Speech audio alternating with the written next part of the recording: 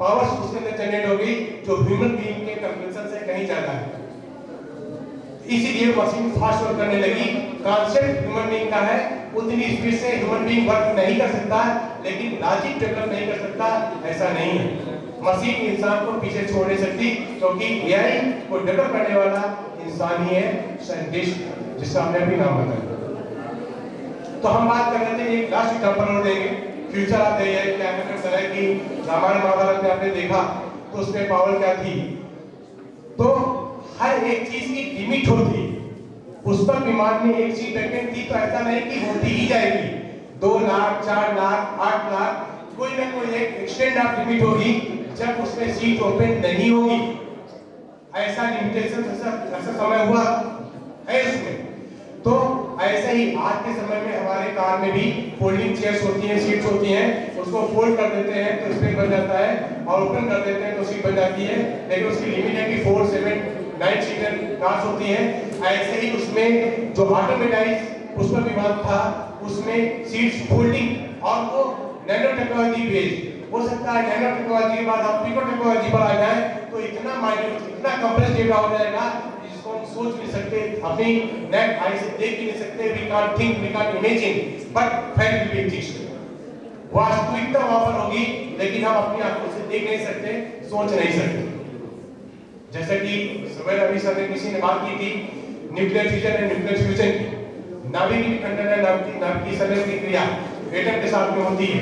तो एटम जो होता है, एटम को हम देख नहीं सकते, लेकिन एटम वर्क कैसे करता है, एटॉमिक चेन कैसे बनती है, इन्वेंशन कैसे किया, ये हम अपनी नेक आई से नहीं दे सकते, but with the help of machine microscope we can look it out, we can make operations and get the result. ये कैसे डिसीजन करते हैं, ये सब हम मशीन की हेल्प से कर सकते हैं। उसको जूम इन कर सकते हैं और उसको ब्रॉड साइज में, लार्ज साइज में करके देख सकते हैं, डिक्शन भी कर सकते हैं। जो हम सोच नहीं सकते वो काम एग्जिस्ट करता है, होता है।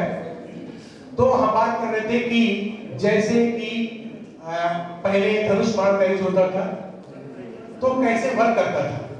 वहां पर हमारे जो वर्ड्स अटैकिंग एरोस होते थे, मींस शब्दवेदी बाण होते थे, कैसे चलते थे। आपने सोचा यही स्मार्ट एआई है, इस पर काम चल रहा है, वो दिन दूर नहीं। हमने कहा कि the day is not so far when what will I think, what the plan or thoughts are being going on, what in my mind will be exist in front of you by with the help of robotics and implementation of advanced AI। जो advance AI है उसकी help से machine या robotics के through वो काम होगा कि उस दिमाग में हम सोच रहे हैं, वो सोचने वाली चीज आपके सामने प्रेजेंट होगी सोचते ही समय। इतना फास्ट वर्क होगा मशीन का। तो जो शब्दवेदी बाण चलते थे, कॉन्सेप्ट हम आपको बता देते हैं। तो ये आप तो सोचते हैं कि ये सच में तो नहीं होगा, ये कोई शिक्षा है, दीक्षा की जाती थी, सीखते थे, तो वो एक टेक्नोलॉजी ही थी। आज भी टेक्नोलॉजी पे काम हो चुका है उसका। आप देखते होंगे हमारे पास भी ऐसे मिसाइल्स बन चुके हैं जिनका हम टारगेट फिक्स कर देते हैं और उस पर्टिकुलर टारगेट पर ब्लास्ट होते हैं।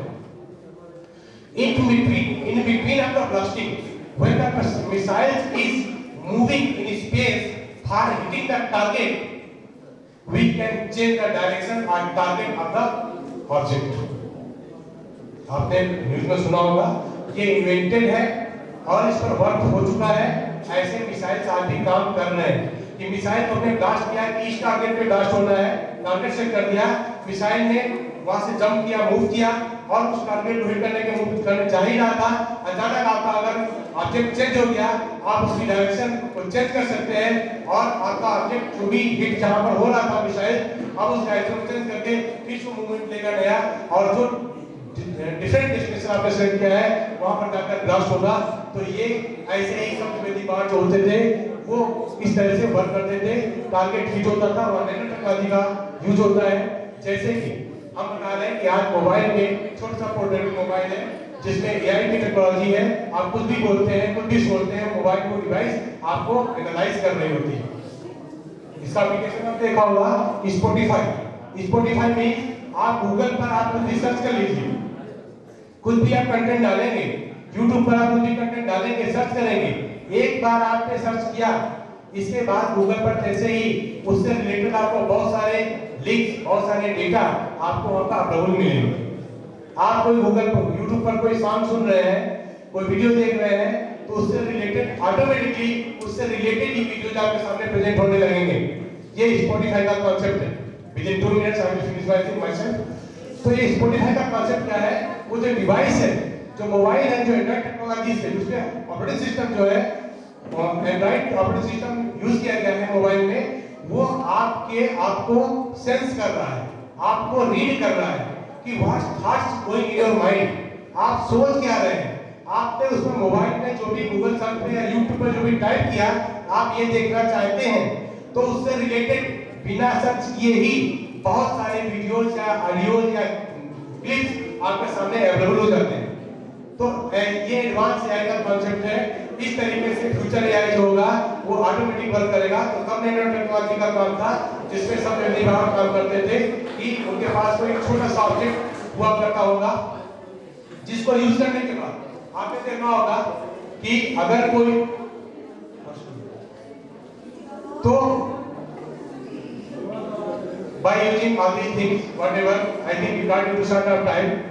I'm not going to more elaboration about this topic. So now by these words, I will finish myself.